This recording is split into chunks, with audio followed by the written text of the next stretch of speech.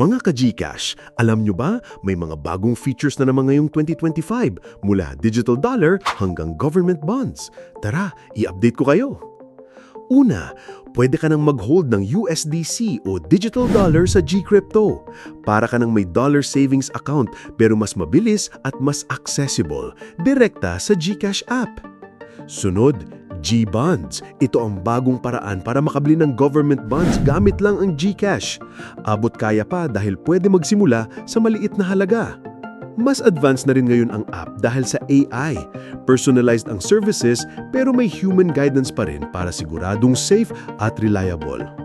Mas pinalakas din ang lending features.